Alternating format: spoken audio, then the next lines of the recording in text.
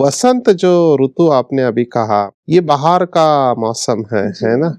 बाहर जहाँ पर सब फूल खिले हुए, आप विजुअलाइज करो। हमको परमात्मा शिव बाबा ने कहा कि इस समय भले ऋतु होते हैं और इस समय के तत्व तमो प्रधान होने के वजह से कभी ज्यादा बारिश गिरती है, कभी ज्यादा गर्मी गिरती है, कभी ठंडी बहुत होती है। लेकिन सतयुग में सबसे अच्छी खुशखबरी जो मुझे लगी, सतयुग में हमेशा वसंत ऋतु रहता है। मतलब हमेशा खिला हुआ, हमेशा खिले हुए, बाहर रहेगी, हमेशा बाहर रहेगी। वसंत ऋतु ये सतयुग का संदेशा लेकर आता है ना? सतयुग का संदेश है वसंत ऋतु, और ये बहुत सुखदाई माना गया है। और शायद यही कारण है कि इस वसंत के आगमन को मनाई 5वां दिन होता है, इसलिए इसको पंचमी कहते हैं, इसको सेलिब्रेट करते। विशेष इस दिन में जैसे आपने कहा कि सरस्वती की वंदना होती है, पूजन होता है। काफी अर्थों में मैं इसके बारे में सोच रहा था कि सरस्वती की क्यों पूजा करते हैं, है ना? तो फिर चिंतन करके पता चला कि सरस्वती किसकी देवी है?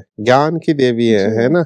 और सरस्वती ने ज्ञान किससे लिया? ब्रह्मा से लिया, और ब्रह्मा को ज्ञान परमात्मा ने दिया, है ना? तो परमात्मा ने ब्रह्मा के द्वारा सृष्टि के आदि मध्य अंत का ज्ञान दिया, और सरस्वती ने उस ज्ञान को सिंपल करके सभी को सुनाया। तो सरस्वती एक ऐसी देवी है जो ज्ञान की देवी है, आर्ट की है, कल्चर की है, म्यूजिक की है, ये सब वरदान उसको दिए हुए हैं। और सरस्वती के साथ 2 बातें और दिखाई है कि सरस्वती का जो वाहन है उसमें 2 चीजें बताई जाती है। एक तरफ आप मोर को देखेंगे और दूसरी तरफ हंस को दिखाते हैं। तो हंस को हमेशा मोती चुगने वाला बताया, इसका मतलब वो अच्छा ही ग्रहण करने वाली बुद्धि है। और मुझे लगता है इस बुद्धि की वर्तमान समय पे बहुत जरूरी है। जब चारों तरफ हमारे कंफ्यूजिंग वातावरण है, निगेटिविटी है, तो उसमें से अच्छा ही परखने की बुद्धि चाहिए।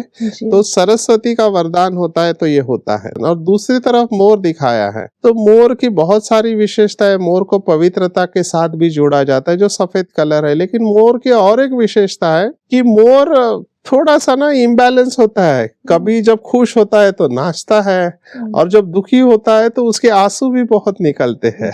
तो मुझे ये हंस और मोर में बैलेंस दिखाई दिया कि एक हेड है तो एक हार्ट है, तो हमको दोनों की जरूरत है। लेकिन इतना जरूर चाहेंगे कि हंस बुद्धि को हम टॉप में रखते हैं कि हंस का कंट्रोल होना चाहिए, है ना? इमोशनल डिस्टरबेंस हमारा नहीं होना चाहिए। सरस्वती बेसिकली एक बैलेंस सिखाती है। और मुझे वसंत और सरस्वती का कनेक्शन ये दिखाई दिया कि जहाँ पे सरस्वती होती है वहाँ लक्ष्मी अपने आप आ जाती है जी।